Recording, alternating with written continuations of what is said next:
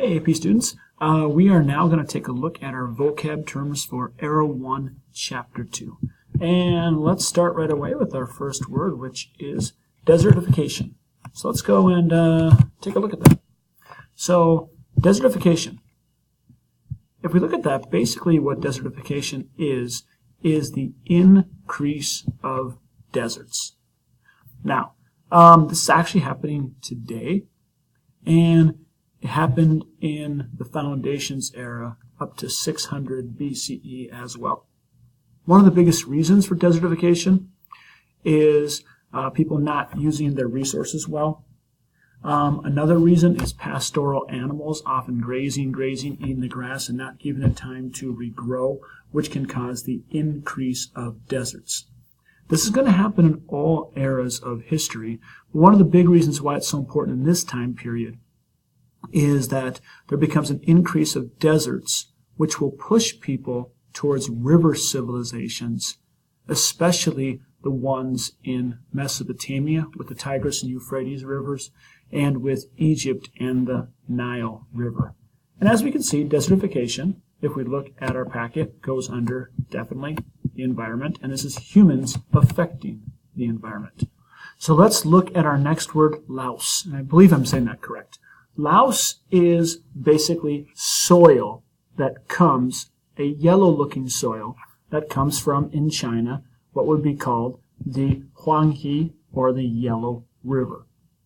Now this is important because this louse is also called silt, and what happens is, as these rivers flood on their riverbanks, they bring up this mud with them as they flood, and in China it's a yellow soil, and this soil becomes very productive for farming.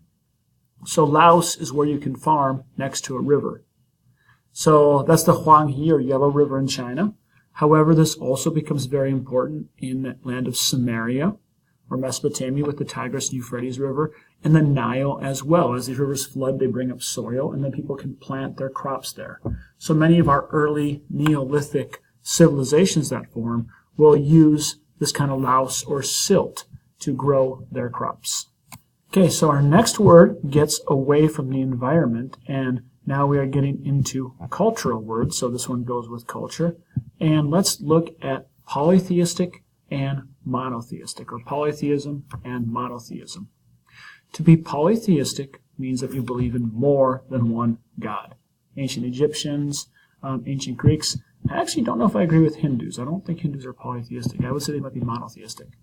But ancient Greeks, ancient Egyptians, in Mesopotamia, they were polytheistic. Monotheism is the belief in a singular or one god. Christianity, Islam, which we'll talk about later, and in this era, Judaism is the big one that is monotheistic, along with the religion Zoroastrianism, which we'll read about later. So this definitely goes under culture and religions and your beliefs.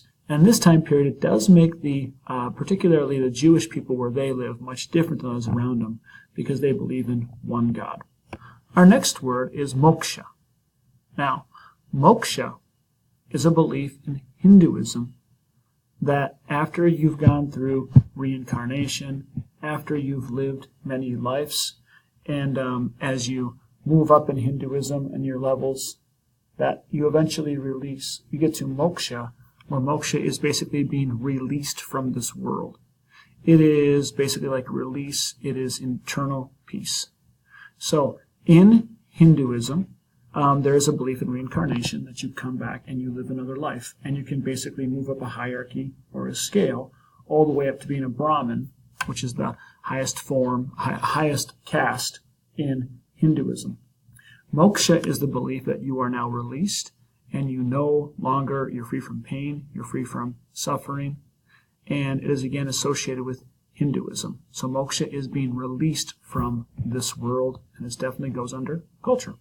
Ancestor veneration is having a very huge amount of respect for your ancestors, not only in life, but in the afterlife as well.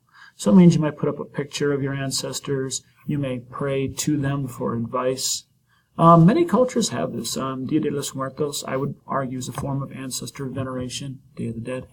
And there's basically it's honoring and remembering and asking the people who came before you for advice. Ancestor veneration can be found in many different religions. It can be found in many different cultures. In this period, we talk about it in China. Often it'll get associated with Confucianism, where there's an extreme amount of respect for elders as well. And this, again, would be part of culture. Let's talk about cuneiform, hieroglyphics, and Sanskrit. Now, hieroglyphics, cuneiform, and Sanskrit are some of the earliest forms of writing. Hieroglyphics and cuneiform use symbols, where each symbol means a word. So, hieroglyphics and cuneiform use symbols, where each symbol means a word. Sanskrit is more like a modern language, where it actually has something more like letters, where you sound out different parts of it to make a word. So, cat, C-A-T, is more of what Sanskrit would be like, where hieroglyphics and cuneiform are more of where one symbol means one word. And these were ancient languages used in the foundations there in Egypt, Mesopotamia, and in the Indus River Valley. And cuneiform would be the first written language that we have evidence of ever being used in Mesopotamia. Being connected to these languages like hieroglyphics and cuneiform are glyphs. Now, glyphs or pictographs are basically when you use one picture means a word. And many different societies use pictographs or glyphs. Some of these could be, for example, pictographs. Ancient Chinese is a pictograph language. So is cuneiform, and so are hieroglyphic. And glyphs basically means just a picture stands for a real object. So pictographs, glyphs are basically when we have like either a picture or a symbol means one word. Our next word is city-states. Here we see a city-state, and basically a city-state is when you have a city that is its own government. It's not part of a country, not part of an empire. It is a city that is an independent state or an independent government. And it just is one city, and it's almost like that one city is like one country. In this time period, many of them have city walls in them, as we see them in Samaria. We see them later on in Greece. We'll see lots of city-states, and that these cities basically rule an area around them, but they don't rule much more than just kind of like the farmland around them to feed their people. Division of labor means pretty much just dividing jobs. And this Foundations era, what we'll see is that there becomes many different jobs for many different people, all the way from being a scribe, a merchant, a craftsman, down to the lowest position, which would be slaves at this time period, all the way up to the highest, which would be the pharaoh, who would basically be seen as a god king. So division of labor just means that you divide up the work so not everyone does the same thing. This is part of economics because it allows you to get your resources and also allows you to divide people into different jobs. Along with more economics, barter basically means to trade goods. You have something I want, I have something you want, we agree to exchange them. So when people barter, they trade goods. In this era, there was no money at this time, nothing seen as money, so people traded goods for other goods. This happens all over the world, from Egypt to Sumerian city-states. Barter systems will go on for a long time in history and allow people to trade and become wealthier and have access to more different kinds of goods and resources. Okay, our next word is feudalism, and if you look at your chart, feudalism goes under social structure. All right, so for feudalism, basically it is a system where there is a king who then will divide power to nobles. Here they're called shis in Chinese. And basically these nobles or shis will be in charge of plots of land. King's on top. Then you have nobles who are basically in charge of smaller parts of land. It's kind of like this guy owns the store and this guy's a manager. You want to think of it that way. Then you have different jobs, and the merchants and the farmers and the army, they are all responsible to making sure that they work for the shi or the noble, and he gives his taxes to the king. There are many of these shis all over the land. So feudalism is basically you have a king on top, and you have these noble people who own their parts of land, and they pay taxes to the king or the emperor. And that is another way to look at it. It's like right here. We have a king on top, and then nobles who are underneath him who own the land, peasants or farmers who work the land, merchants who buy things and also work on the land. There's also an army as well. And basically, there's a top-to-bottom system, another hierarchy, where the king's on top, and the nobles run things for the king. But the thing that's different about it is the nobles kind of like have their own independent land, and they have to pay the emperor who is on top of this system. All right, the mandate of heaven. This is a belief in China that the gods put the emperor in power. That the emperor's in power because the gods wanted the emperor to be there. And this emperor's family can rule as a dynasty. Now, when we say dynasty, all that really means is one family is in charge and ruling. So, the belief in China is that one family can continue to rule, but the mandate of heaven says they have to do a good job. If they don't do a good job, they corrupt, they become bad, what will happen is, well, the gods will get angry. And what happens when the gods get angry? There might be floods. There might be earthquakes.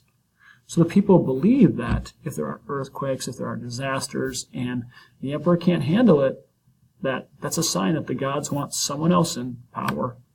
And what will happen is, the people can rebel. Someone else can rebel. A general can rebel and take over the emperor.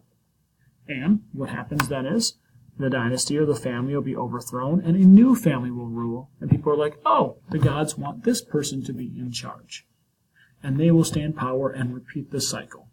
But it's the basically belief that the gods want the emperor to be in power. And if things are going well, it must mean that the emperor is doing a good job and the gods want him. And if they're not, gods want someone else in charge. The Code of Hammurabi, or Hammurabi's Code of Laws. This is one of the first law codes that were written by the emperor of Babylon, Hammurabi. Now remember, Babylon was in the area of Samaria, but just took over more land. Mesopotamia just means land between rivers, Tigris and Euphrates. Babylon took over all of that area. So Babylon basically took over all the Sumerian area and made a huge empire. Hammurabi was in charge of that. And Hammurabi made laws, which were pretty strict. A lot of, like, if you steal, you'll get something cut off. They were also unfair in many ways. They were sexist, because this was a patriarchal system at this time. But the Law Code of Hammurabi is one of the first law codes established for an empire and had a huge influence on all other law codes and laws that any government, empire, or any civilization would use in the future.